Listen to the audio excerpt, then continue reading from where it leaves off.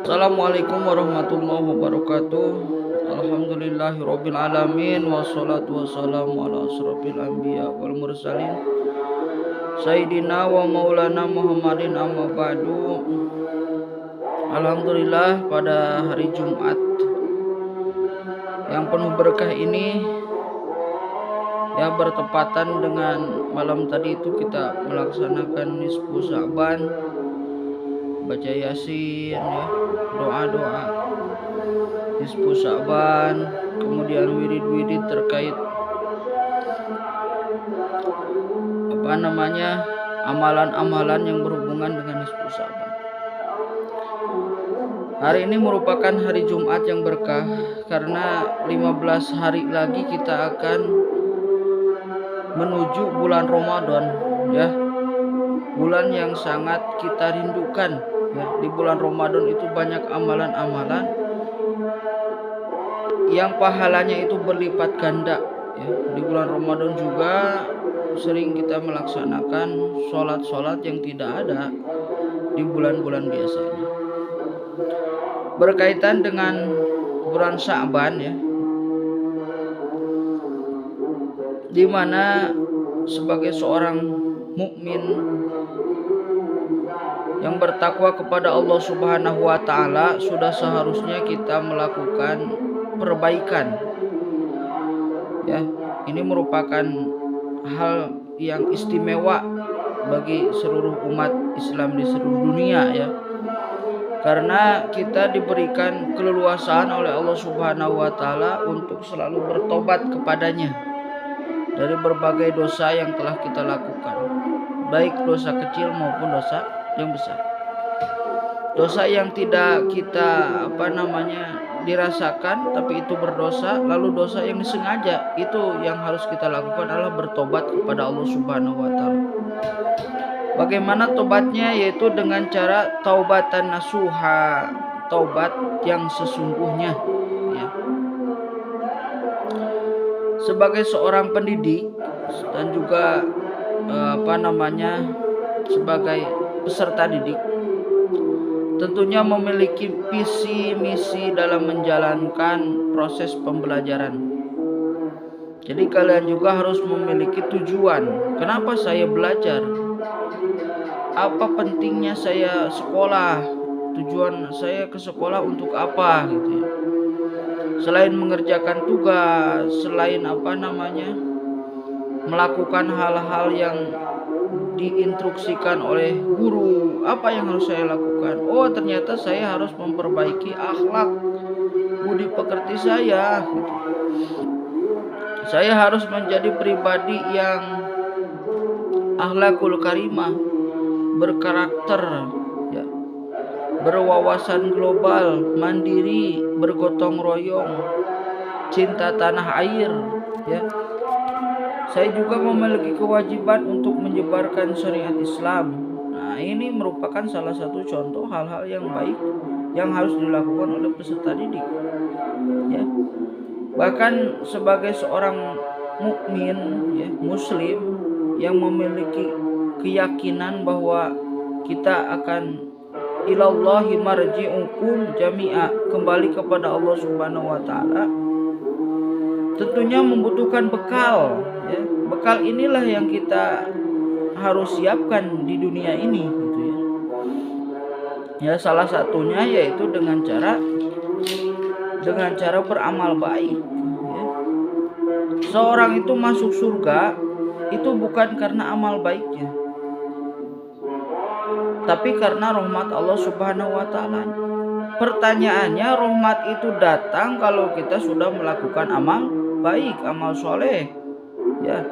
Bukan semerta-merta kita tidak melakukan amal baik lalu datanglah rahmat Allah, tidak ya. Semua itu ada karena adanya usaha dari kita sebagai manusia gitu. Tanpa itu masuk surga atau neraka itu sudah ditentukan oleh Allah Subhanahu wa taala. Kalau misalkan sudah ditentukan seperti itu, maka kita harus minta berdoa kepada Allah. Kita minta, Allahumma Kita minta kepada Allah itu al-husnul khotimah, husnul khotimah, mati dalam keadaan baik gitu ya, sehingga kita masuk surga. Jangan sampai karena ada ketentuan seperti itu kita leha-leha, Allah menentukan tidak bisa seperti itu. Harus ada usaha dari kita sebagai manusia untuk merubah nasib ya. Maksudnya itu kita itu nasib makin ingin bahagia. Kita setiap hari meminta Rabbana atina fid dunya hasanah wa fil akhirati hasanah wa qina adzabannar. Itu kan meminta kita. Kalau meminta seperti itu, maka itu kan harus kita aplikasikan, harus kita implementasikan dalam kehidupan sehari-hari. Bagaimana caranya kita mendapatkan kebahagiaan di dunia dan di akhirat. Kita mendapatkan kehidupan kebaikan hasanah di dunia. Oh, ternyata kita harus berusaha. Tidak bisa kita leha-leha tanpa ada usaha ya. Jadi harus dibarengi dengan usaha. Selanjutnya kita membutuhkan kebaikan juga atau hasanah atau misalkan pahala di akhirat kelak. Kita mau masuk surga, maka kita juga harus berusaha untuk menuju hal tersebut ya. Sebagai seorang kaum terpelajar, tentunya kalian harus melakukan hal itu dengan penuh semangat, penuh tanggung jawab ya. Sebagai seorang pelajar itu kan selain tugasnya belajar di sekolah, itu juga bertugas untuk mengamalkan ilmu yang telah ia dapatkan di sekolah. Walau ayat satu ayat, misalkan satu kata gurunya, nak sholat duha, kata gurunya, lalu gurunya itu sudah terbiasa sholat duha, dia mengajak anaknya untuk sholat duha atau muridnya sholat duha karena dia sudah terbiasa sholat duha. Kemudian peserta didik ini atau anak ini mengamalkan apa yang gurunya katakan, itu kan akan jadi suatu pahala nanti berlipat ganda. Kalau ini terus menerus dari gurunya sampaikan hal kebaikan itu yang biasa dia lakukan ke anak didiknya, lalu anak didiknya melakukan, anak didiknya mengamalkan ke yang lainnya, lalu yang lainnya juga melakukan amal kebaikan, itu akan jadi shadaqatun jariyah ya. Sedekah yang tidak akan pernah berhenti, ilmu ya di sana sedekahnya itu.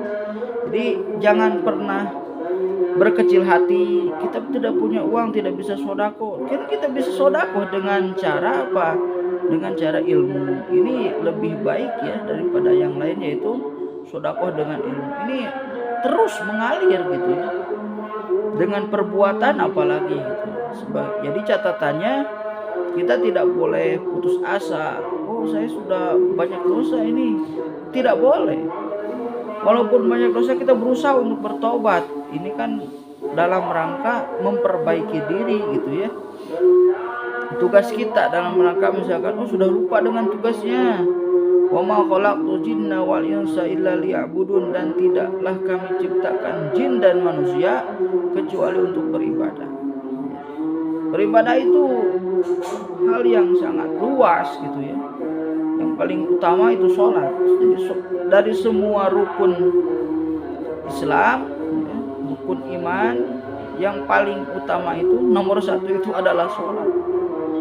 Satu kan, tidak ada sholat ya semuanya tidak bisa diterima karena semuanya bernilai 0 gitu ya. Terima kasih atas perhatiannya. Mudah-mudahan di hari Jumat ini kita mendapatkan keberkahan, ampunan, dan petunjuk dari Allah Subhanahu wa Ta'ala agar selalu istiqomah dalam menjalankan ibadah kepadanya. Amin amin ya Allah ya Rabbal alamin. Kita tutup dengan wallahu muwaffiq ila aqwamit thoriq. Wassalamualaikum warahmatullahi wabarakatuh.